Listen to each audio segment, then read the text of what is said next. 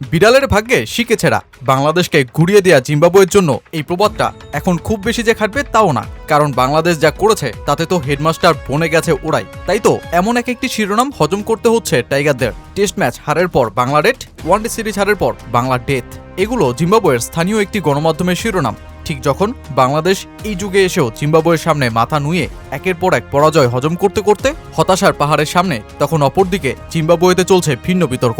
গ্যালারিতে সমর্থকদের উজ্জীবিত রাখতে আনা ব্যান্ড দল, আর যার তীব্র শব্দে টিআরএসবিহীন ম্যাচে ব্যাটিং এজের শব্দ শুনতে না পেয়ে বাংলাদেশি ব্যাটারের জীবন পাওয়া, অধিনায়ক রিচার্ড এনগারাবার বিরক্তি প্রকাশ, আর তৈরি হওয়া একটা বড় বিতর্ক।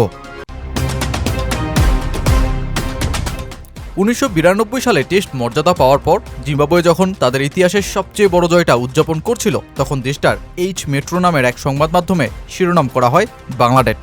1 জুলাই সেই শিরোনামের পর 10 জুলাই ফের আরেকটা উপলক্ষের সামনে দাঁড়িয়ে পড়ে জিম্বাবুয়ে। ওয়ানডেতেও সিরিজটা হারিয়ে দেয় ওরা বাংলাদেশকে, আর সংবাদপত্রটি শিরোনামে লেখে বাংলা ডেথ। বাংলাদেশ ক্রিকেটের মৃত্যু না ঘটলেও এটা বাংলাদেশের আইসিইউতে চলা জীবনের শেষ বিদায়, জিম্বাবুয়ের বিপক্ষে জৌলুস আর প্রতিদ্বন্দ্বিতার ইতিহাসের। 2022 সালে ওয়ানডে সিরিজ হারের পর যা মৃতপ্রায় হয়েছিল, 2026-এ কার্যত মৃত। এই জয়গুলো জিম্বাবুয়ের জন্য কোনো কাকতালীয় ঘটনা নয়। ক্রিকেটে একদিনের ভালো পারফরমেন্স অনেক দলই করতে পারে, কিন্তু সিরিজ জিততে লাগে মানসিক দৃঢ়তা, পরিকল্পনা আর ধারাবাহিকতা। একটি দলকে আগের দিনের কঠোর পরিশ্রমের পুনরাবৃত্তি করতে হয়, একই শৃঙ্খলা ও ঠান্ডা মাথায় আবারও নিজেদের প্রমাণ করতে হয়। জিম্বাবুয়ে তা বাংলাদেশের বিপক্ষে করে দেখিয়েছে।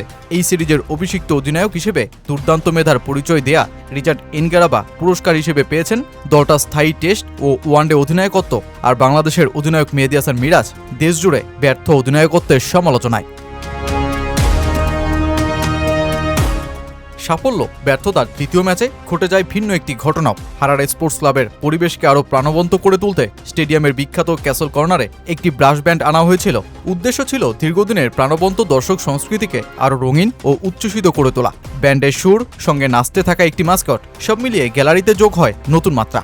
কিন্তু দ্রুতই সেই আনন্দ পরিণত হয় বিষাদে। খেলোয়াড়রা যেই শব্দে বিরক্ত হতে থাকেন, ফিল্ডারদের মনোযোগ নষ্ট হয়, আর সবচেয়ে বড় ঘটনাটা ঘটে বাংলাদেশের এক ব্যাটার এডজ হয়ে হাঁটতে শুরু করলেও আম্পায়ার ব্যাটে লাগার শব্দ শুনতে না পাওয়ায় আউটের সিদ্ধান্তই দিতে পারেননি। আর যেই ঘটনার পরেই ক্ষুব্ধ জিম্বাবুয়ের অধিনায়ক রিচার্ড এনগারাবা চিৎকার করে বলেন, তোমাদের ব্যান্ড বাজানো বন্ধ করো, যাই এই ঘটনার পুরো বিতর্কের প্রতীক হয়ে ওঠে।